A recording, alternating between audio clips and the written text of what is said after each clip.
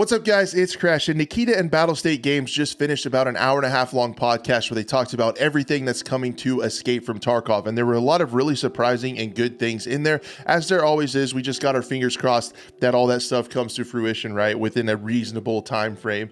Talked about rewriting some of the base netcode, things that are coming improvement-wise to optimization, and netcode things to where they can get up to 60 players allegedly on the streets of Tarkov map, and he said he's going to put his money where his mouth is and make a video and show us all that stuff.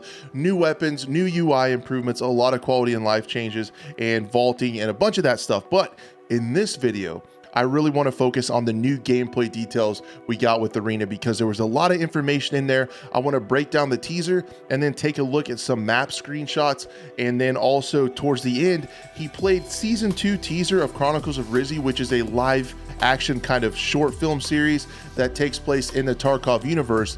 And there's also some teasers in there when it comes to what we're going to see in Arena and how that's going to work out. So we're going to break all that down, and then I'll replay the teaser uninterrupted for those of you that haven't seen it at the end of the video. But I have all this set up in a supercut, so let's just bounce over and check it out. And right off the bat, if I remember, yeah, we get a look at the 5 maps he talked about. There's going to be 2 game modes. One of those is against AI, one is not. And you can see Bull, Sawmill, Equator, Air Pit, and Bay 5, and they all also kind of take place within the respective areas of the overall Tarkov map on the kind of the same area. So you're going to recognize a lot of the locations. It looks like in this first, they're going to take place at the Sawmill, which heavy woods vibes. And then we also see some of the stuff we've seen before with the pre-purchasable loadout options, like pre-made loadouts with the different operators cost different amounts of rubles. You can earn rubles in here and also transfer some rubles from the main game as well. But as you guys can tell in this first shot, it is definitely happening in woods near the sawmill area, the old sawmill. And also there is an announcer, which you also see in the film series, and it just really has a game show type of vibe to it, kind of like the finals. Of course, you have to flip everyone off. That's what they do in Tarkov. And then you get an overall view of other maps. We'll take a look at these. I can't remember the names for sure, but when we go ahead and look at some of the screenshots, it tells you what the maps are. Again, there's a new updated version of your health and stuff up in the corner. And then also at the bottom, it shows how many people on your team is left, timer in the top right. So it is a timed mode, but essentially that's it. Pretty darn short, not a lot of stuff. More of the information that he gave. This is Bay 5. So this is the one that takes place in your shoreline. You can see in the lower left, it says Bay 5 down there. Some of the other stuff he talked about is they're going to increase the server tick rate up to modern esports levels. So I don't know if they're probably going to put on some tournaments, I would say, with some well-known creators and try to do that. Along those same lines, he talked about how there's going to be custom modes. It sounded a lot less Fortnite creative, where you can change everything, and it actually sounded quite a bit more like Battlefield Portal, where you can change certain things about the game and the modes and how they can play, but you're not necessarily going to be able to change the map. So again, taking overall views of the Bay 5 map. Some of the other stuff that he talked about is there are nostalgic areas from Contract Wars. If you guys aren't aware of that, we've switched over to the Equator map, which appears to be near the terminal airport, which is supposed to be another map. I feel like Sawmill.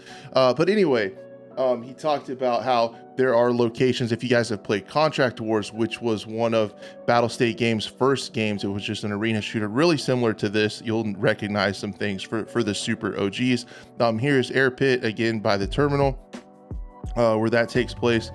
There's supposed to be what I was alluding to earlier is I think there's supposed to be a new terminal map. But yeah, these overall look pretty cool. I'm really interested to see how the server performs. Again, there's going to be a ranked mode, so I'm incredibly worried about cheaters, right? Cheaters in the main game. A lot of them are prompted to cheat off RMT, but a lot of them are also prompted to cheat, apparently based on videos we've seen in the last couple months, just to progress. So if people can also get a rank out of that deal, I've seen that in like Rainbow Six, and Valorant has to have their crazy anti-cheat. For some reason, when people see ranked, they're also, in my opinion, a lot more apt to want to cheat. So we can see still more of these screenshots. I think they look pretty cool. And then, yeah, so here is the live action film. It looks like it takes place on one of the arena maps. It looks really cool to see this live. I might actually have to check out their live series because I haven't really watched it. But seeing an arena map, again, we see spectators. So we know that's going to be a thing. And allegedly we found out at the last podcast that there's also going to be like a kind of tournament. So you can spectate and wait in the wings until it's your turn and be able to go through that way. But I thought this aerial shot of the map that they created in real life was actually pretty cool. So some of the things I saw in here, as you guys can see in this one by the subtitles, he says we're teaming up. So the teams were talking to each other. It was, enemy versus enemy. They started talking to each other and said that they wanted to team up. What does that make you think? It makes me think potentially there's VoIP. So maybe there's VoIP, and I can't think of an arena shooter in the past that I've played that has VoIP where you can talk to the other team during the match. Could that get toxic? Yeah, probably could. Probably get pretty toxic, but it might be kind of fun too. So actually in this clip, they decide to team up and they decide to work together. So what happens is Nikita said this is a teaser for what's called the cleaning crew. And if you guys watch this a little bit more, what happens is there's a bunch of scavs that are hiding inside the containers. And if these guys don't decide to fight, so if you team up with the other team, no action happens within the first how long. We also see the mechanic here where you can swap out armor, so potentially you can repair your armor in the game. I don't know when or if you'll have time to do that, but it looks like you can reload, pack mags, do all that stuff, and potentially repair and replace armor plates, because one of the things he did talk about in the podcast was there's going to be new and distinct different armor hitboxes that showed plates in different areas on the armor. So maybe plating is going to be something that you can do in arena mode, just based on that clip only. I don't have any official information, just based on what I see there.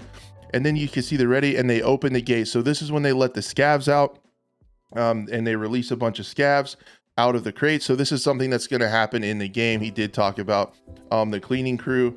And then the one thing that was even crazier is when the cleaning crew wasn't able to clean them up. If you killed all the scavs, you're going to meet some of the real ones. So they showed real life versions of the brothers Killa and Tagilla coming out. If you guys aren't familiar, Killa is the infamously, as of late, difficult to kill boss over on the interchange map.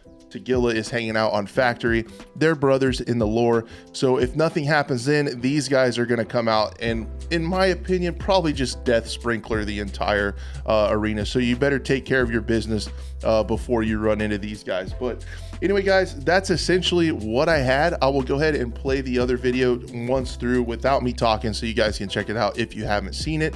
I hope I got you guys the information that you needed quickly as possible. Let me know in the comments if I did so. Also, let me know if you're excited about this or what you think of everything.